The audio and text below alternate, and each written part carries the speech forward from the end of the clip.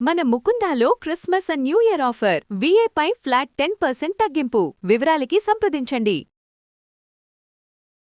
నమస్తే రమ్మగారు. నమస్తే జయ.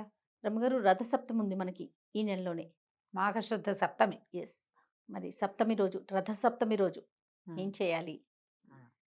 రథసప్తమి రోజున సూర్యారాధన చేయాలి. సప్తమి తిథి సూర్యుని సంబంధమైన తిథి. మరి ఆయన జన్మతిథి అని కూడా చెప్తారు కాబోలు.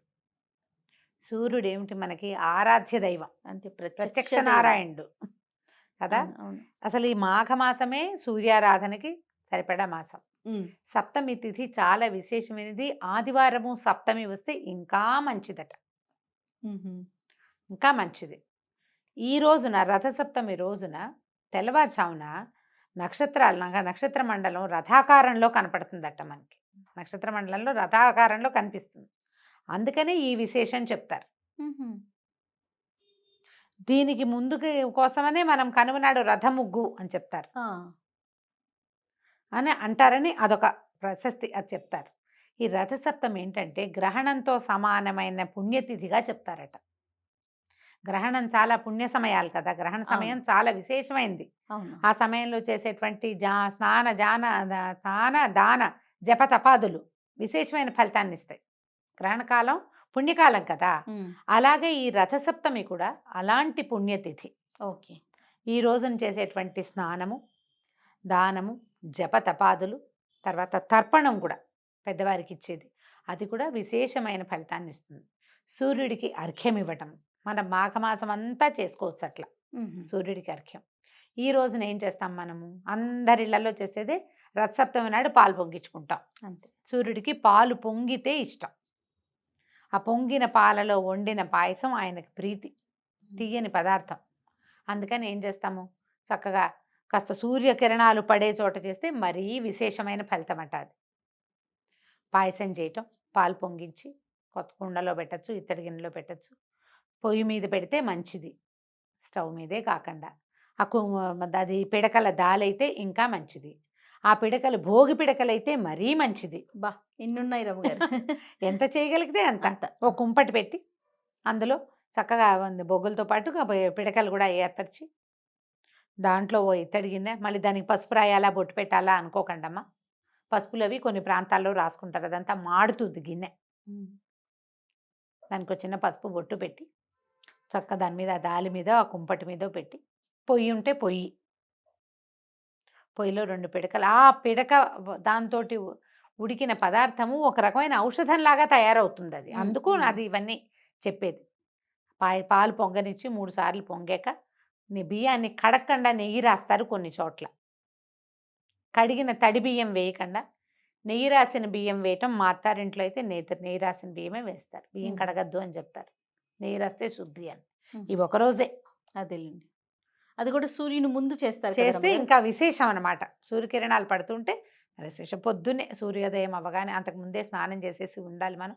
పొయ్యి వెలిగించుకోవటం, సూర్యనారాయణమూర్తికి దండం పెట్టడం, పాయసం చేయటం. 3 గుప్పెళ్ళ బియ్యం వేసి, చిన్నపిల్లలుంటే పిల్లలతోటి కూడా తలా ఒక చిటికెడు వేస్తారు. మడిగా చేసే ఇళ్లలో పిల్లలతోటి వేయించరు, పెద్దవాళ్ళే చేస్తారు. ఆ పాయసం చక్కగా ఉడికాక బెల్లం వేసి, ఇంకా అందులో జీడిపప్పులు అవి ఇవి ఏమీ వేయరు, నెయ్యి వేసి నివేదన చేస్తారు అంతే. ఇప్పుడు ఏం చేస్తాం, దీనికి సూర్యుడికి ఆరాధనకి ముందు మనం ఈరోజు స్నానం చేసేటప్పుడు చిక్కుడాకులు, రేగాకులు తల మీద శరీరం మీద పెట్టుకుని స్నానం చేస్తారు. రేక్కాయ అయినా పెట్టుకుంటారు. ఇవి 2 మనని సూర్యుడితోటి అనుసంధానం చేసేటువంటి శక్తి ఉన్నవి. చిక్కుడాకు అంతే, రేగాకు కానీ రేక్కాయ కానీ అంతే. ఇవి 2 సౌర సంబంధమైన. అసలు ఈ రేగు దాన్ని జిల్లేడాకులు మెయిన్, అర్కపత్రం అంటారు దాన్ని.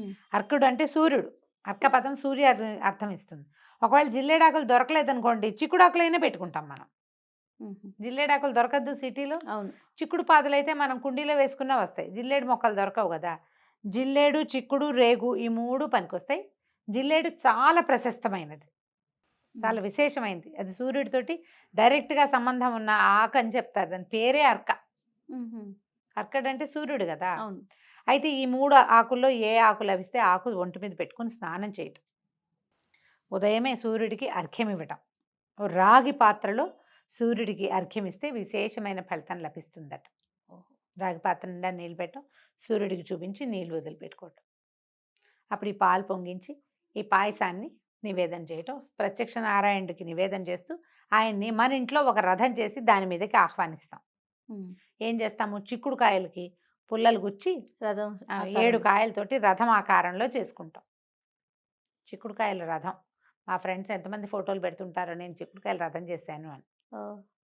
రథం రాని వాళ్ళు ఏం చేస్తాము, నా 2 కాయలకి అటు 2 పుల్లలు గుచ్చితే ఇట్లా నుంచుంటాయి కదా, ఇట్లాంటివి జోళ్ళు చేసుకుని ఒకదాని మీద ఒకటి పెట్టి ఇట్లా 7 వచ్చేటట్టు పెట్టుకోవటం. సప్తాశ్వరథం ఆరూఢం ప్రచండం కశ్యపాత్మజం అని చెప్తారు. సప్తాశ్వరథం ఆరూఢుడు ఈయన 7 గుర్రాల జోదు. ఆయన పొద్దునే ఎట్లా వస్తాడు, 7 బంగారు రథం, దానికి ఒకటే చక్రం ఉంటుందట. చక్రమే, ఒక చక్రమే ఉంటుందంటారు. దానికి కాళ్ళు లేని అనూరుడేమో సారథిగా ఉంటాడు. 7 గుర్రాలని కట్టుకుని వస్తాడు. గుర్రాల పేర్లు కూడా చెప్తారు.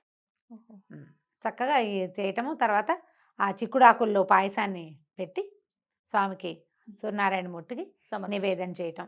వస్తే ఆదిత్య హృదయం చదువుకోండి. సూర్యమండల స్తోత్రం ఒకటి ఉంది, సూర్యమండల అష్టకం ఒకటి ఉంది. ఏవి కుదిరితే అది. సూర్యారాధనలో ఎన్ని రకాల స్తోత్రాలు ఉన్నాయి మనకి. అదేదో శ్రీ సూర్యనారాయణ అని ఒక పాట కూడా ఉండేది. ఎన్ని రకాల రంగులో ఉంటాయి. సూర్యరశ్మి మనకి తెల్లగా కనపడుతుంది కానీ అది 7 రంగుల ఏమన్నంటే సమాగమం అనమాట.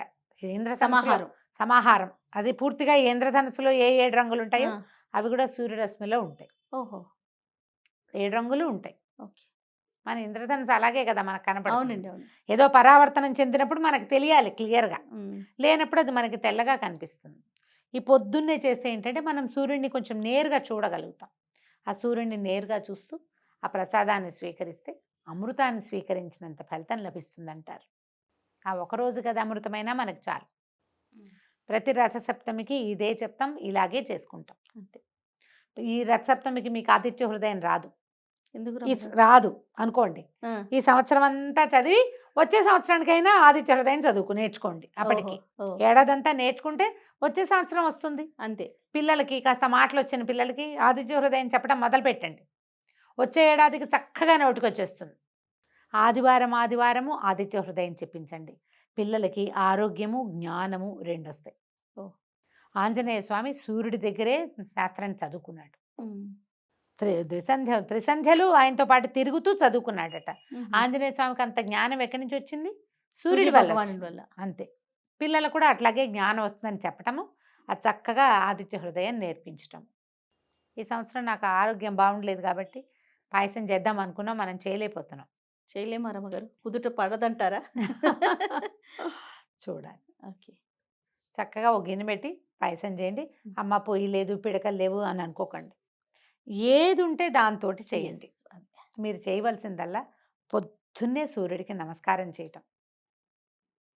సాధ్యమైనంత పెందరాళి మెడసరి లగ్గంలోకి మధ్యాహ్నం అయిపోకుండా నైవేద్యం పెట్టండి. ఆ నైవేద్య ప్రసాదాన్ని చక్కగా అందరితోటి పంచిపెట్టండి.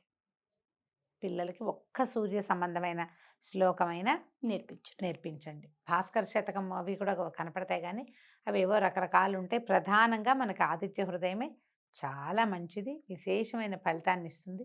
చక్కగా నేర్పించండి, మీరు చదువుకోండి, అలవాటు చేయండి పిల్లలకి. ఇలా రథసప్తమి పర్వదినాన్ని చక్కగా జరుపుకోండి. ఇవాళ చేసిన దానం కూడా మంచి ఫలితం లభిస్తుందట.